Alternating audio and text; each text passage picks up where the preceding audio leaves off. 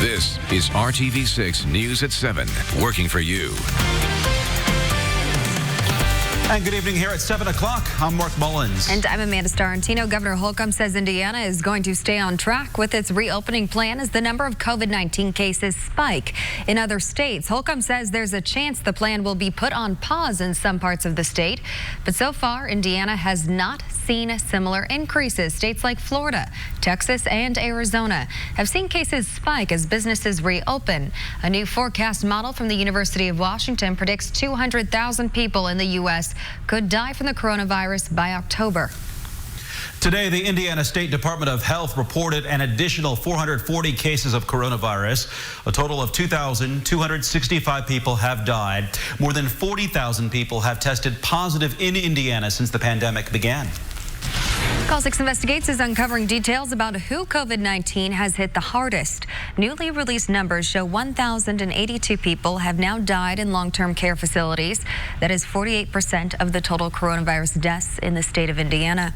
And some families say the state's actions to address the impact of COVID-19 on nursing homes have been too little too late to save their loved ones. Call 6 Investigates' Garrett Kenny has been tracking the impact this virus has had in nursing homes since the beginning of the pandemic. Charles England, Martha McCullough, and Everett Brown were all residents of Ben-Hur Health and Rehab in Crawfordsville. It's the only long-term care facility in Montgomery County hit hard with COVID-19. 13 Ben-Hur employees are currently COVID positive or have recovered from the virus. 19 residents have died, including these 3 within a week of each other. Martha died May 16th at the age of 77. Everett, an Air Force veteran, died May 21st at the age of 92.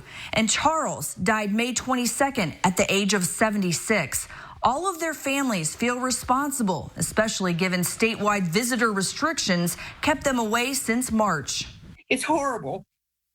I was her caretaker, her POA. I promised my father to take care of her. And I couldn't even do that because I wasn't even allowed in there from March. I want the place ran like it should be ran. I don't want any people to die. I mean, my family means a lot to me. I'm sure everybody's family means the same to them. You can't see for yourself what condition your family member is in because there's no way to. The whole thing's frustrating. We have many nursing homes in Crawfordsville, and not one other nursing home has a case of COVID, has the death of COVID. Families want to know how COVID spread in this facility. How did my mom get it when no visitors was allowed in her room? A doctor didn't show up. My mom was not taken out to a hospital nowhere or anything else. It had to be done by staff. Soon after their family members' deaths, the state made a big announcement on June 3rd. Nursing homes can now do outdoor visits with some residents and their families. And the state will test every single nursing home worker in the state by the beginning of July. Dr. Dan Raciniak of the state's Family and Social Services Administration says they're taking steps now because there's been a steady decline in cases and deaths across the state, and the state has recently increased its testing capacity. So now we believe we are in a position to do widespread testing of nursing home staff. This will be a really important step in preventing future outbreaks.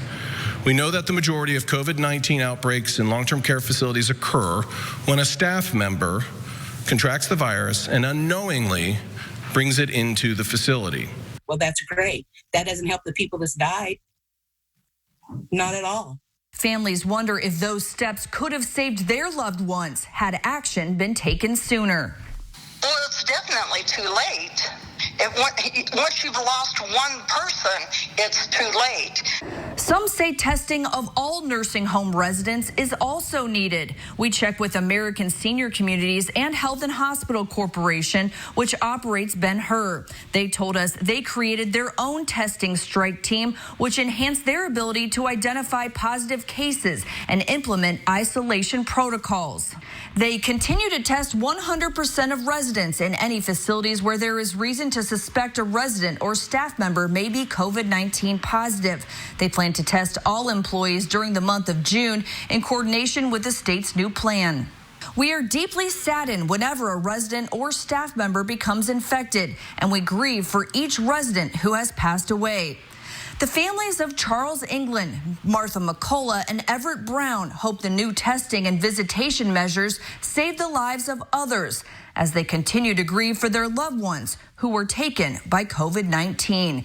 In Crawfordsville, Kara Kenny, RTV6. American Senior Communities went on to say it takes the following steps, including screening each resident for illness daily, requiring all staff to wear PPE at all times, cancellation of large group activities, quarantining and cohorting residents and staff who are COVID-19 positive. A COVID-19 vaccine could reach the public early next year, according to a report from ABC News. People living in nursing homes and frontline workers would receive the vaccine first and for free. That's according to sources who spoke anonymously to reporters. Under the plan, the vaccine would be available to the general public before the flu season begins in fall of 2021. The Department of Health and Human Services has rolled out Operation Warp Speed to develop 300 million doses of a vaccine in a fraction of the time it would normally take. Meanwhile, researchers in England, they say they have evidence that a common steroid can improve chances of surviving COVID-19. The British government announced the finding today and approved the drug's use. They say the steroid reduced the deaths by up to 1/3 in severely ill patients hospitalized with COVID-19. Checking now, Storm Team 6 Chief Meteorologist Kevin Gregory. Kevin, another beautiful day that we had. Put another check mark there. We've got more in the 7-day forecast. I just want to show you, as you look at high temperatures for today, how warm it stays into the evening. High in Lafayette 84, Terre Haute at 84, Indy at 83. Those were the highs. Here are the current temperatures, and in most cases, you just shave a couple of degrees off. We'll gain a little momentum toward cooling off once the sun sets at about 9:15. As far as the car wash forecast, you get your car washed, it will stay dry. Next several days, that may change as we go to the weekend. As far as the temperatures tomorrow, 79 at noon. Your afternoon high temperature warms to 85. We start to change things slightly as we get to Thursday. That change picks up momentum as we go toward the weekend. All those details are still ahead. We'll see you soon, Kevin. Thank you. With law enforcement accountability in the national spotlight, the family of Dre John Reed announced legal action today against the city, IMPD, department leaders, and the officers involved in Reed's death. Today would have been Reed's 22nd birthday. We talked about how this day was supposed to go, but I can't stand here with him because he was taken away from me. Reed was shot and killed following a chase with Metro Police on May 6th. Today, Reed's mother filed a federal complaint that claims the city failed to train and supervise its officers. The 19-page document also says IMPD failed to implement policies to protect Reed's constitutional rights. Police say during a foot pursuit, they attempted to stop Reed with a taser, which failed. They say they shot at Reed after he shot at police twice. The attorney for Reed's mother says the evidence that they have seen shows the opposite. And we will not allow a police department to reverse engineer their facts to justify this, to make it a good shoot after the fact. The investigation of Reed's death is now the focus of an investigation from a court-appointed special prosecutor. The prosecutor has called on state police to assist into looking into what happened. Today at the White House, President Trump signed an executive order on police reform, but some say it doesn't change much. ABC's Karen Travers explains. President Trump today announced steps toward police reform, but critics say it is all talk and no action. In the Rose Garden today, President Trump read a list of now familiar names. Ahmaud Arbery, Botham Jean, Antoine Rose. Black Americans who lost their lives at the hands of police. The president this morning meeting with their families here at the White House. To all of the hurting families, I want you to know that all Americans mourn by your side. Your loved ones will not have died in vain. Surrounded by law enforcement, President Trump today signing an executive order encouraging police reform, including incentivizing police agencies across the country to adopt best practices on the use of force, establishing information sharing about officers who engage in misconduct, and promoting using social workers to help with nonviolent calls. The president also announcing, as part of this new credentialing process, chokeholds will be banned, except if an officer's life is at risk. But the president's action falling short of the sweeping reforms many activists have been calling for. At the end of the day, the president's executive order has little impact on the day-to-day operations of state and local police departments. State and local police derive their authority from and are regulated by state and local law. President Trump today offered a clear endorsement of efforts by Republican lawmakers toward police reform. The president said he hopes Congress comes up with a solution that goes beyond what he signed today. Karen Travers, ABC News, the White House.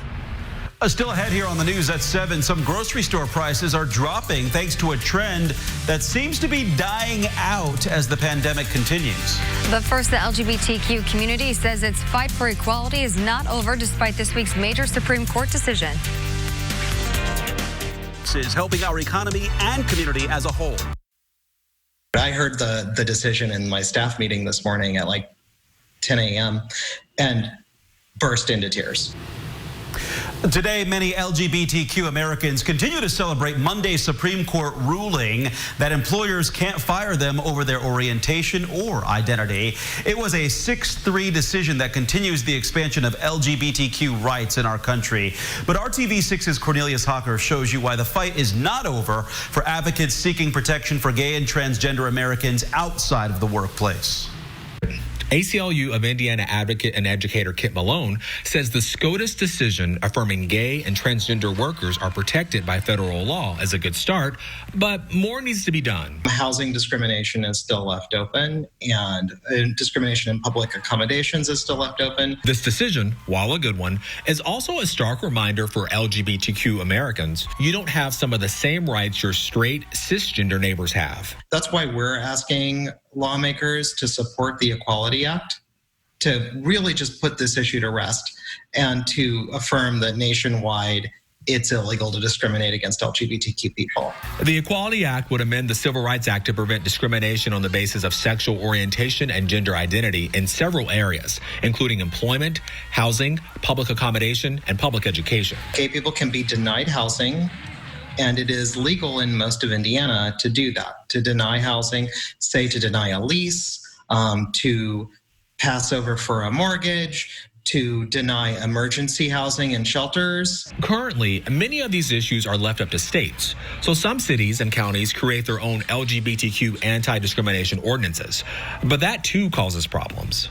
LGBTQ people may be protected in Indianapolis, but they may drive, just south to say Greenwood and find themselves in a place where those protections don't exist. That's why advocates like Kit say they're going to keep fighting to protect people and to honor the lives of those like Amy Stevens, a transgender woman.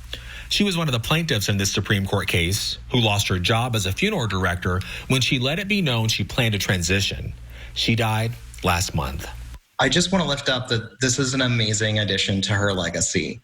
As someone who fought for equality, because I've met Amy, and just knowing that she was able to get there is such a big deal.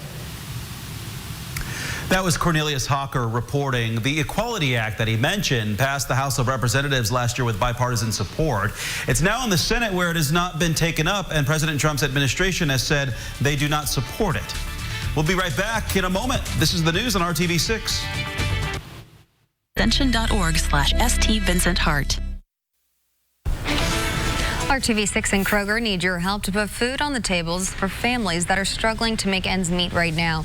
We've teamed up to raise money for Second Helpings now through the 21st. You can round up your bill or donate another amount at select Kroger locations. RTV6's Stephanie Wade shows you why Second Helpings is working harder than ever to make sure Hoosiers don't go hungry. Right now, the need for the work of second helpings has grown dramatically. The demand is such that there are people asking for food assistance who've never needed it before. COVID-19 and recent events the past few weeks have created unprecedented challenges for many communities.